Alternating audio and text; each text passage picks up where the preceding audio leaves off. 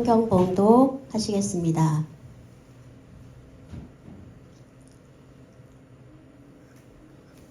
같이 봉독하시겠습니다. 그가 곤욕을 당하여 괴로울 때에도 그의 입을 예수님 열지 아니하였으며 마치 도수장으로 끌려가는 어린 양과 털 깎는 자 앞에서 잠잠한 양같이 그의 입을 열지 아니하였도다. 그는 곤욕과 신문을 당하고 끌려갔으나 그 세대 중에 누가 생각하기를 그가 살아있는 자들의 땅에서 끊어짐은 마땅히 형벌받을 내 백성의 허물 때문이라 하였으리요. 그는 강포를 행하지 아니하였고 그의 입에 거짓이 없었으나 그의 무덤이 악인들과 함께 있었으며 그가 죽은 후에 부자와 함께 있었도다. 여호와께서 그에게 상함을 받게 하시기를 원하사 질고를 당하게 하셨은즉 그의 영혼을 속건 제물로 드리기에 이르면 그가 씨를 보게 되며 그의 날은 길 것이요 또 그의 손으로 여호와께서 기뻐하시는 뜻을 성취하리로다. 아멘. 자리에 앉아주세요.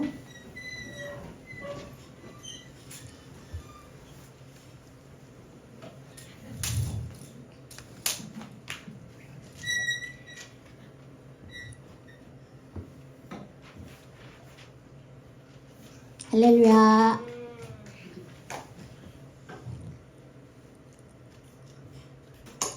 다시 한번 만나서 반갑습니다. 오랜만에 만나는 것 같아요. 너무나 반갑고요. 예배 인도하는 거 하나님께 정말 감사합니다. 인도하게 된 거.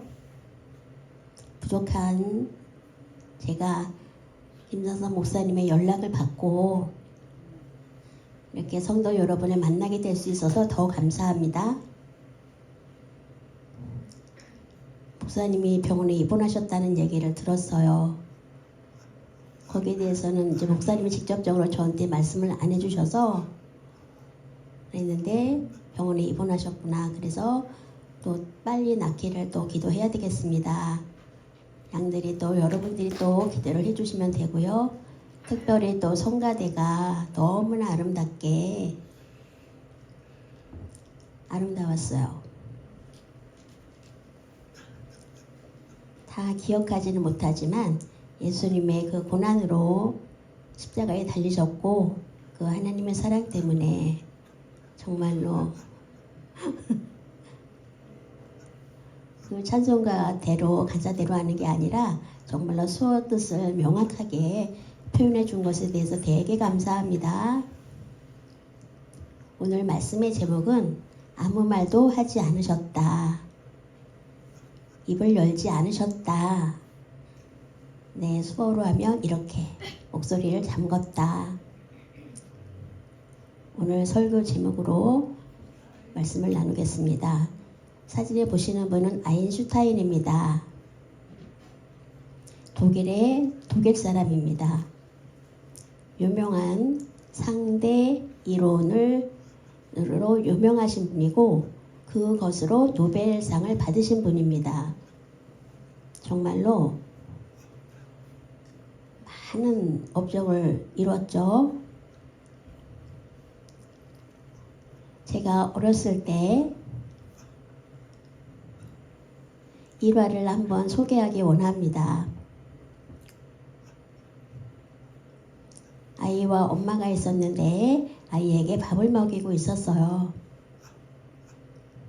아이는 말을 하지 않았지만 부모 마음은 굉장히 걱정이 됐어요. 왜 아무 말도 하지 않을까? 귀는 들리는데 말을 안 하는 거에 대해서 굉장히 걱정을 했습니다.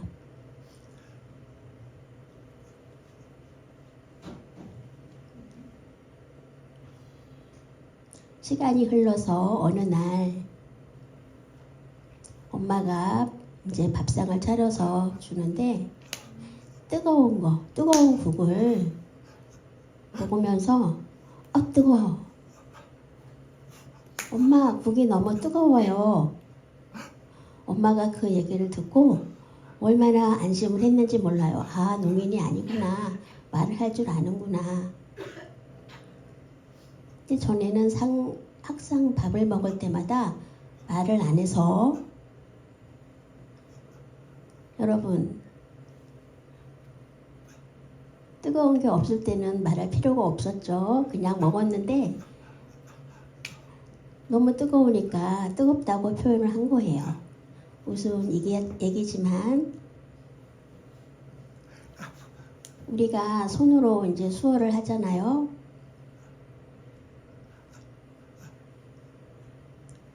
근데 가치가 있는 것, 또 가치가 없는 것. 수어는 가치가 없고 목소리가 가치가 있나요?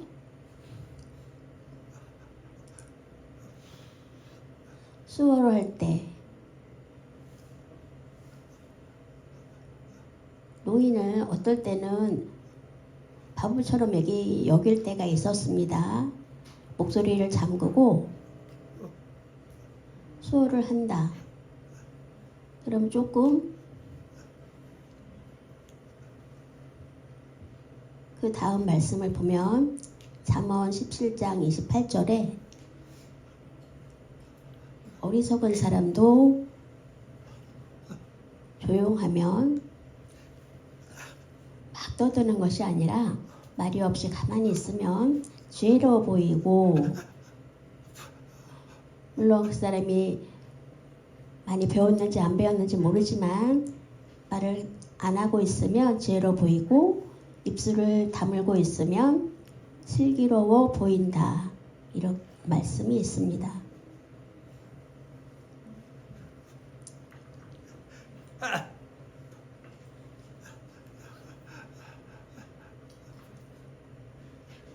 오늘 주신 말씀에 이사야 53장 7절로 10절까지 아까 봉독한 말씀이죠.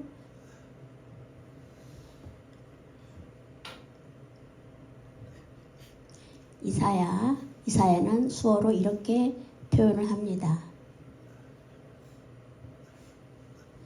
예수님의 잡혀서 고난을 받으시고 그것을 예언한 사람이에요.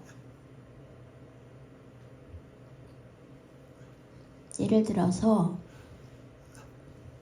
예수님이 말할 수 없는 고통을 받으셨죠. 조롱을 받으셨습니다.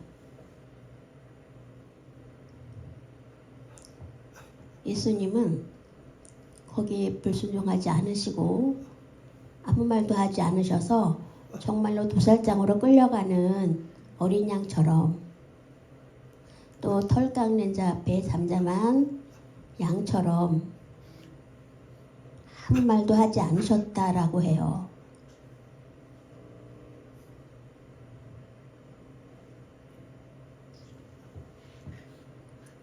예수님이 그 주위 환경에 보면 예수님이 고난받으시는 걸 보고 이방인들은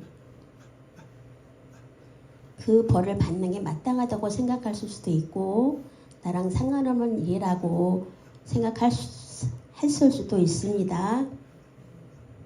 십자가에 달려 돌아가시고 예수님의 무덤이 없어서 그 빌려서 요셉이라는 사람의 그 사람 무덤에 묻히셨죠.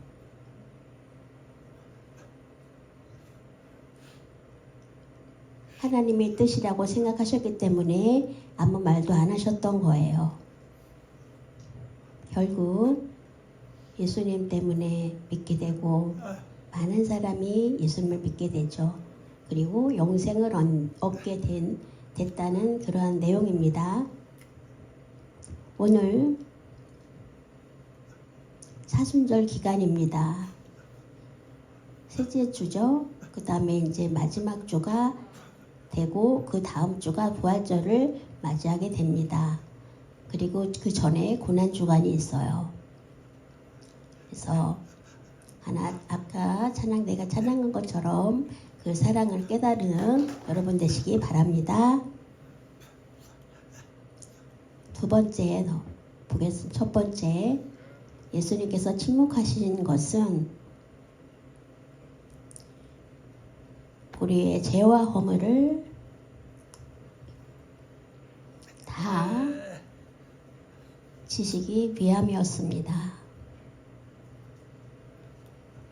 하나님 말씀 이사야 53장 7절에 보면 그는 굴욕을 당하고, 굴욕은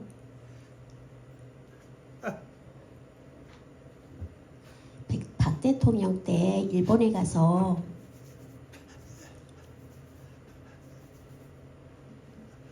대학생들이 그때 굉장히 시위를 많이 했어요.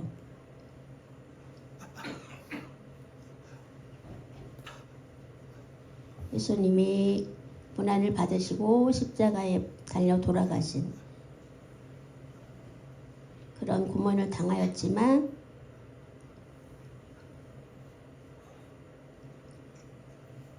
도살장으로 끌려가는 양처럼 마치 털 깎는 사람 앞에서 잠잠한 암양처럼 아무 소리를 내지 않고 끌려가기만 하셨다. 아무 말도 하지 않으셨다는 내용입니다. 아무 말도 하지 않으셨다. 아무 말도 하지 않으셨다는 말이 2번 나와요.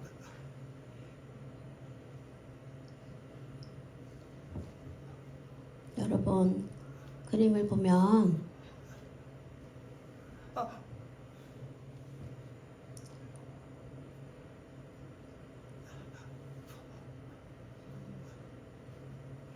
예수님의 능력이 없어서 그렇게 아무 말도 안 하신 게 아닙니다. 말을 안 하신 것은 여러분 각각의 모든 것을 대신 지시기 위함이었습니다. 예수님께서는 한 번도 소리를 내지 않으셨고 분쟁도 하지 않으셨고 아무 말도 하지 않으셨습니다. 그리고 그것을 다 지셨습니다. 그냥 지고 간 게 아닙니다. 말할 수 없는 고초를 겪으셨습니다. 말할 수 없는 조롱과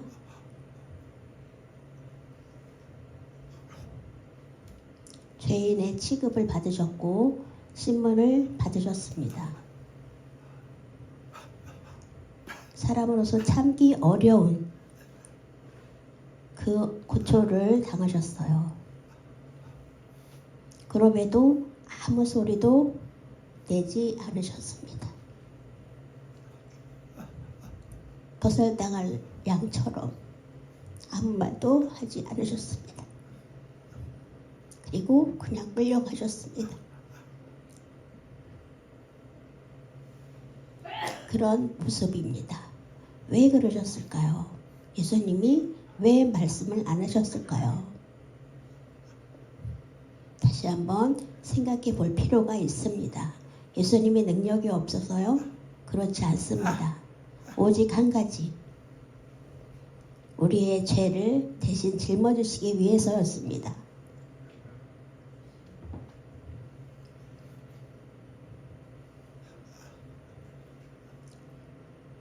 예수님이 말씀하시며 겟세마네 동산에서 기도하셨죠. 많은 표적을 행하신 예수님이에요. 근데도 표를 잘 내용을 몰랐어요. 그래서 예수님이 저만큼 떨어지셔서 기도를 했어요. 아버지, 할 수만 있으면 이 잔을 내게서 지나가게 해주십시오. 그러나 내 원대로가 아니라 아버지 원대로 하십시오. 라고 기도를 하셨습니다. 그리고 자고 있는 제자들을 부셨어요. 결국 시간이 돼서 군병들과 하인들이 와서 잡으러 왔죠. 그때도 예수님은 제자들을 만류하셨어요. 제자들은 다 뿔뿔이 흩어 도망갔습니다. 그럼에도 주님은 말씀을 안 하셨어요.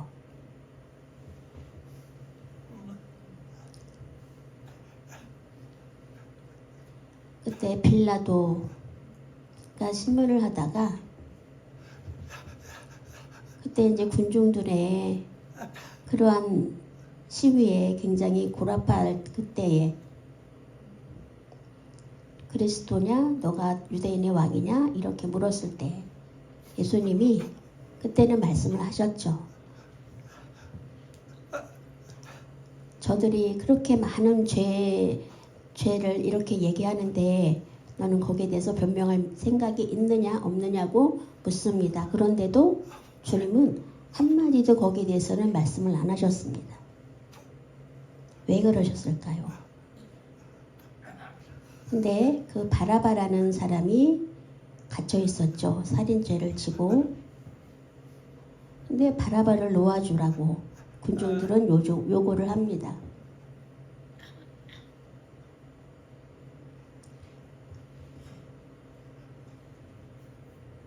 그리고 빌라도는 손을 씻고 그들이 원하는 대로 예수님을 내줘요. 그러면서 군인들에게 말할 수 없는 멸시와 야유를 받습니다. 조롱을 받습니다. 아까 골고다 언덕이라는 그 해골의 언덕, 그곳으로 십자가를 지고 올라가셔서 아무 말씀도 안 하시고 십자가를 지셨습니다.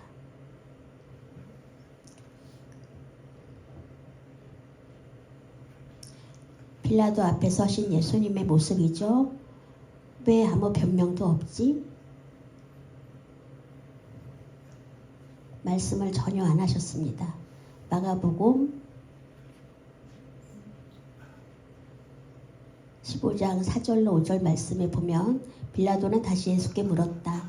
당신은 아무 답변도 하지 않소? 사람들이 얼마나 여러 가지로 당신을 고발하는지 보시오.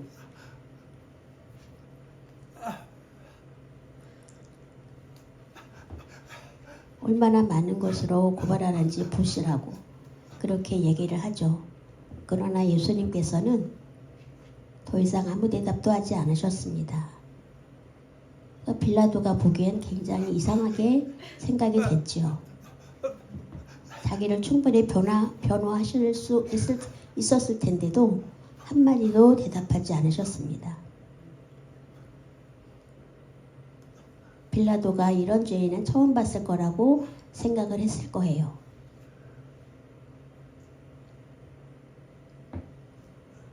정말 우리의 죄를 씻는 거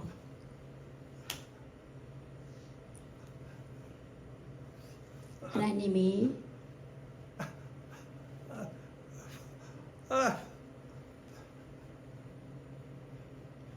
그래서 예수님은 우리의 죄를 다 담당하시기 위해서 아무 말도 안 하셨던 거죠. 어느 목사님의 침묵이라는 내용의 얘기가 있습니다. 교회가 좀 제법 컸어요. 젊은 목사님이었습니다. 설교도 아주 잘하시고 성도도 굉장히 많았어요. 그래서 설교를 막 하시고 하는데 문제가 생겼습니다. 젊은 여자가 임신을 했어요. 결혼도 안 했는데. 그래서 근데 그 누구로 인해서 임신을 했느냐? 그 목사님 때문에. 이게 말이 돼? 그래서 교회가 난리가 났죠. 목사님이 두 얼굴이다 이러면서 목사님을 퇴출시키기까지 하려고 했어요. 교회가 굉장히 파로 나뉘고 그런데 목사님이 그것을 다 본인이 감내를 하면서 말을 안 하시고, 물론 교회를 떠났습니다. 교회는 다시 조용해졌어요. 그리고 그 아가씨는 아기를 낳는데 그 목사님의 아이니까 목사님께 맡겨야 되겠다. 그러면 그 아가씨는 뭘 먹고 살아야 되죠? 근데 이제 산골에서 농사를 짓고 있는데 아이가 두 살, 3살 때 굉장히 건강하게 예쁘게 잘 자랐어요. 그리고 5, 6살 때 교회에 유명한 목사님을 초빙해서 막 부흥회를 하는데 뭐 죄 있는 사람 회개하라 막 이렇게 고백하라 이렇게 막 말씀을 하시는데 어느 한 사람이 너무 성령에 충만해서 막 울면서 이제 성도들 앞에 섰습니다. 그래서 목사님께 죄를 뒤집어 씌운 거 너무 무서워서 목사님이 말을 안 하시니까 그래서 목사님께 그냥 목사님이라고 둘러댔어요. 그래서 나는 다른 사람으로 인해서 임신을 한 건데 목사님 때문이라고 했다고 고백을 합니다.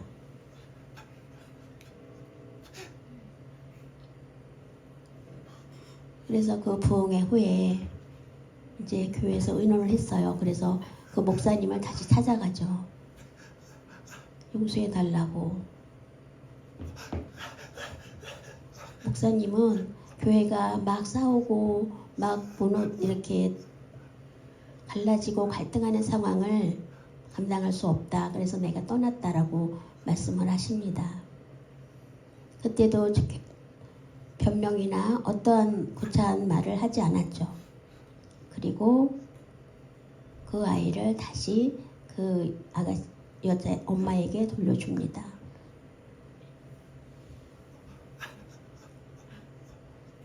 교회는 평안하고 화목해야 되는데 그래서 그 목사님이 자신에다 책임을 지고 떠났다는 그런 얘기예요. 베드로전서 2장 24절에 그는 우리 죄를 자기의 몸소 지시고서 나무에 달리셨습니다.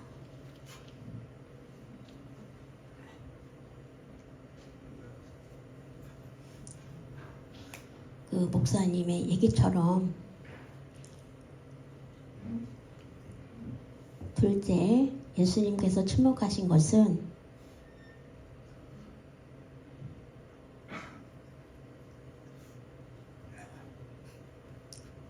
우리의 죄를 다 지시기 위함이었고, 둘째, 하나님의 뜻을 다 이루기 위함이었습니다.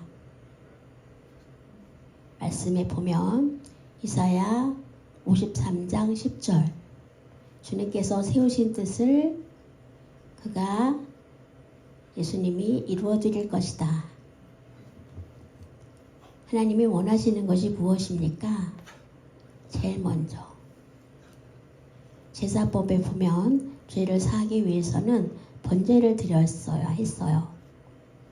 그렇기 때문에 그 양의 피를 내서 번제를 드려서 용서함을 받았었죠. 믿음으로 구원 얻는, 그래서 하나님의 자녀가 되게 하는, 영생을 얻게 하는 그것을 원한다는 것을 예수님이 아셨던 거예요.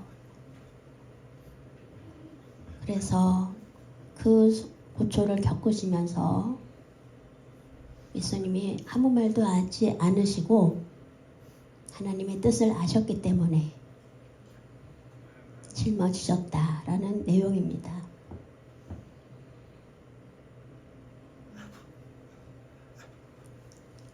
아무 공로 없이, 우리가 아무것도 하는 것 없이, 구약의 제사법에 보면 5가지가 있어요. 소제, 번제, 화목제, 이렇게 이런 제사가 있었어요. 근데 예수님은 단번에, 단 한 번으로 우리를, 그래서 예수님을 믿을 필요가 있습니다.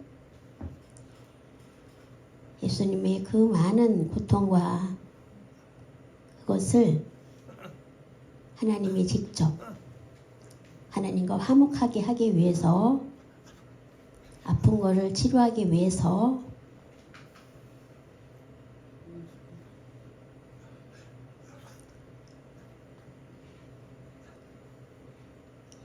양을 잡아 제사를 드렸던 것처럼 그 온몸의 피를 다 흘리시면서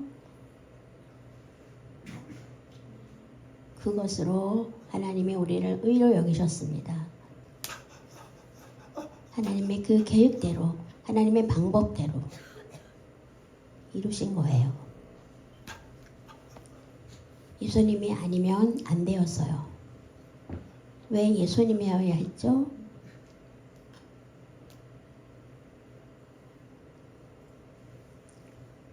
양을 잡아서 제사를 드릴 때 양은 흠 없는 것이어야 했어요.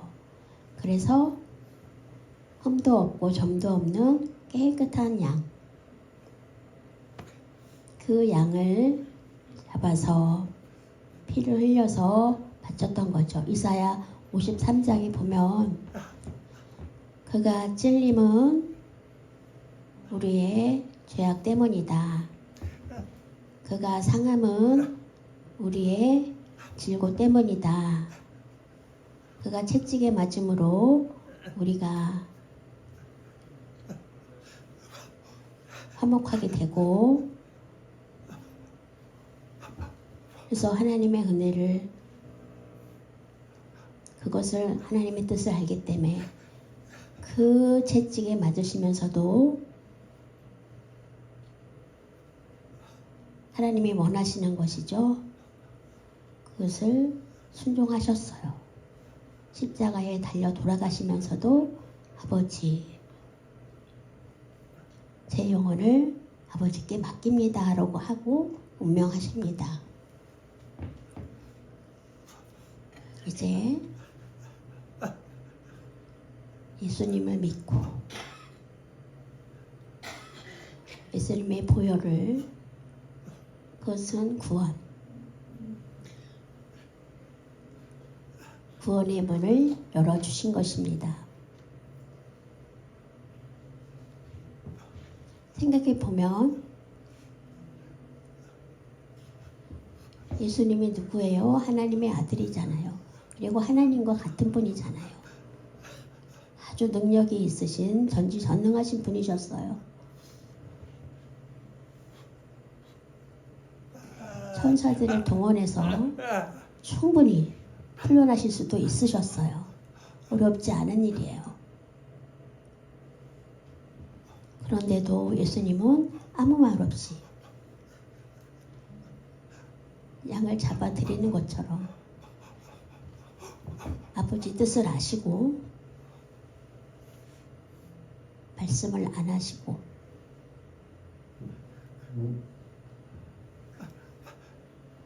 가시관을 쓰시고 피를 흘리셔서 하나님이 원하시는 거라면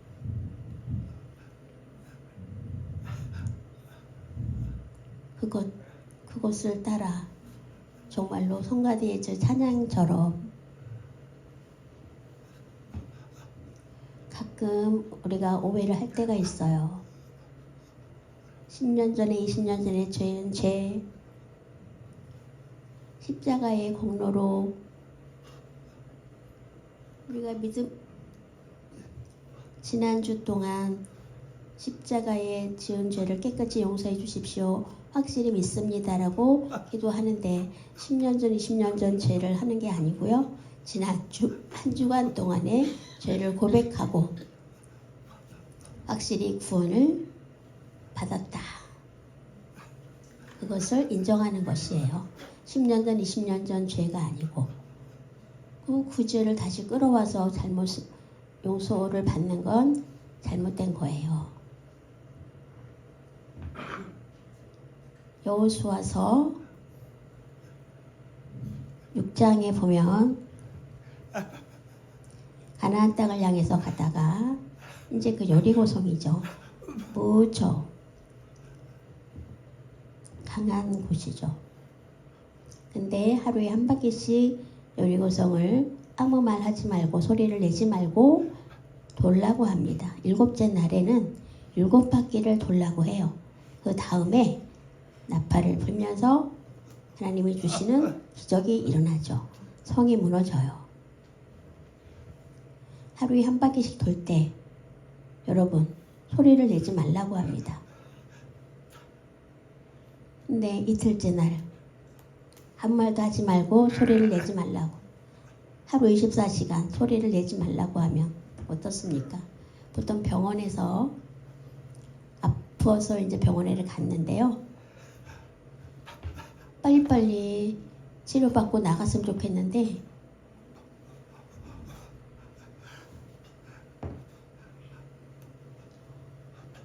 병원에서 대화할 사람도 없고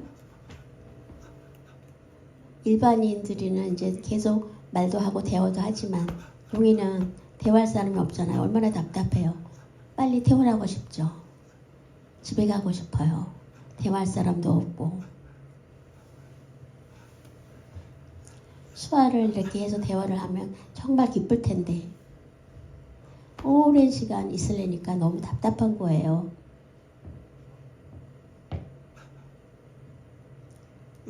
저도 교통사고로 나서 한 6개월 동안 병원에 입원해서 그 입원한 그 고충을 제가 알아요. 제가 경험을 했거든요. 근데 이제 소리도 내지 말고 소화도 하지 말고 이렇게 있으려니까 이제 이스라엘 백성은 7일 동안 말을 하지 못한 거죠. 소리도 내지 못하고.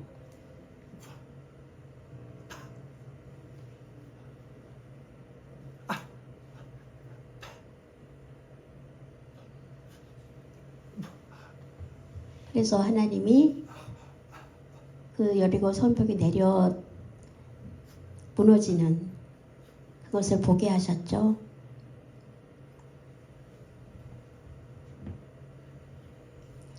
여호수아서 6장 10절에 보면 여호수아가 또 백성에게 명령하였다. 함성을 지르지 말아라. 너희 목소리가 들리지 않게 하여라. 한마디도 입 밖에 내지 말고 있다가 내가 너희에게 외쳐라 하고 하나님이 외쳐라 하고 명령할 때에 큰 소리로 외쳐라. 이 소리의 가치가 굉장히 중요합니다. 엔도 슈샥 후의 침묵이라는 책이 있어요.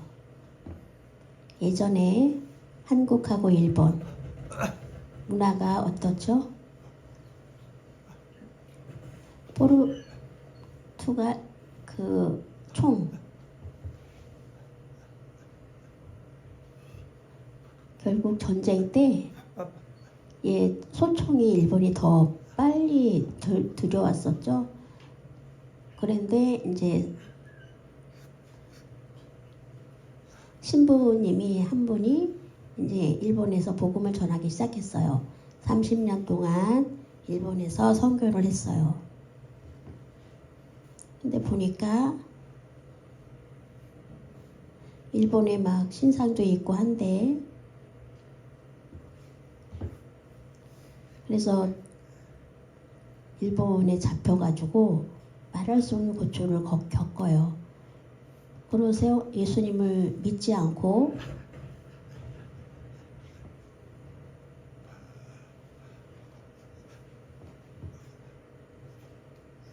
원래 믿음이 강했었는데, 믿음이 좋았는데,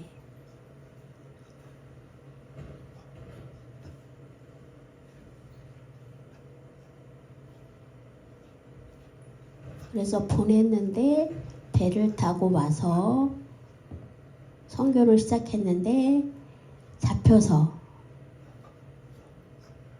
유럽에는 막 손톱 밑에다가 막 가시를 찔리기도 하고 300도 막 그런. 근데 이제 그러다 보니까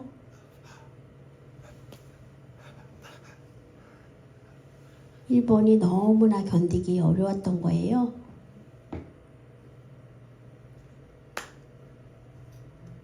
그래서 350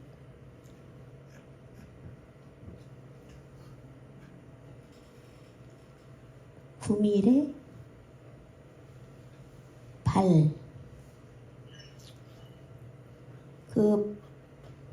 그리고 뜨거운 거기에 넣는다.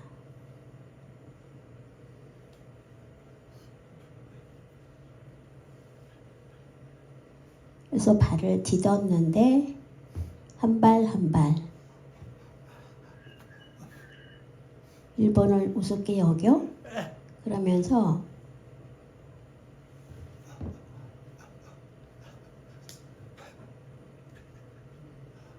믿는 사람을 구원해 주셔야 되지 않을까요?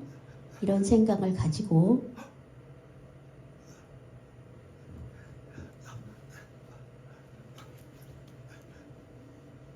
예수님과 함께 있다. 예수님과 함께 있으니까 걱정하지 말어라. 그런 말에 힘을 얻고 한 발 한 발 나갑니다. 그래서 일본이 그를 화형시켜서 순교를 해요.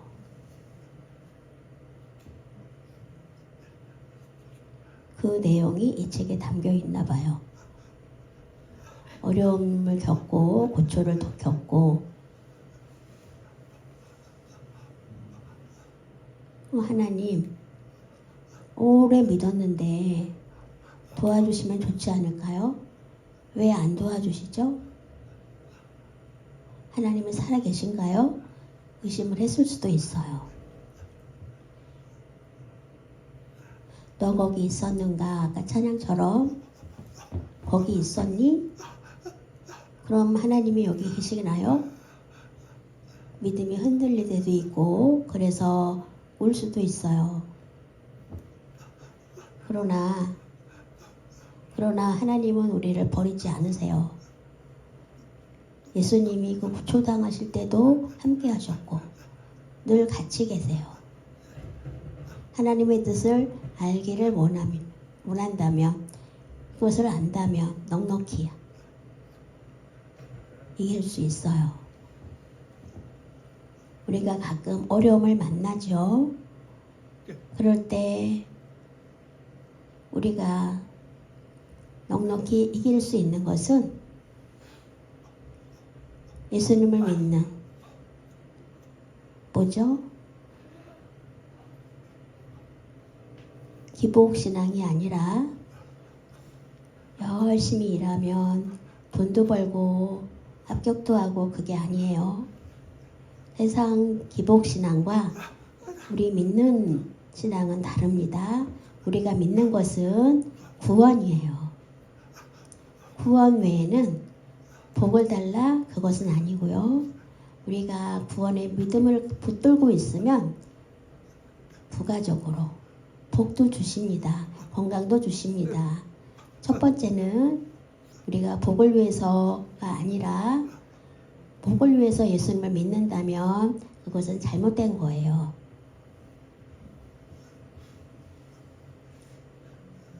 그 많은 고초를 겪으면서도 하나님의 뜻을 안다면, 하나님과 함께 있는 것을 안다면 걸어 나갈 수가 있었던 거죠. 그 후에 일본에 이제 자유가 있었고, 물론 지금도 신상이 있고 하지만 종교의 자유는 있습니다. 말씀을 한번 볼게요. 시편 39편 9절. 내가 잠자코 있으면서 입을 열지 않음은 이 모두가 주님께서 하신 일이기 때문입니다. 하나님의 계획을 알았죠.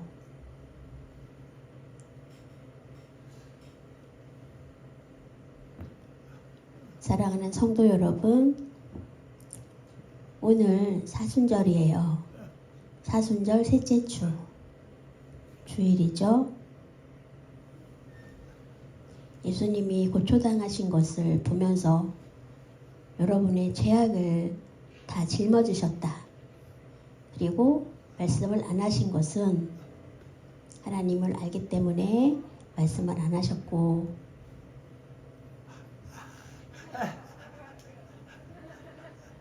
외면하나요? 아니요.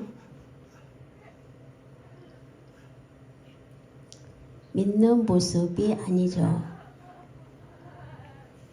맞지 않습니다. 예수 그리스도는 누구시죠? 우리의 고백은 예수님이 아니면 구원이 없다. 예수님이 계셔야만 우리가 고백할 수 있고 그때부터 하나님의 자녀가 되는 겁니다. 그리고 구원이 있죠. 가정에서도 우리가 아이를 낳죠. 그리고 우리가 영원히 살 수 있어요. 오늘 사순절 기간에 우리가 함께 생각해 보면서 하나님을 사랑하고 또 하나님을 경험하는 성도 여러분 되시기를 주님의 이름으로 축원합니다. 기도하시겠습니다. 하나님 아버지, 사순절 기간을 맞이해서 이렇게 주신 말씀에 감사합니다.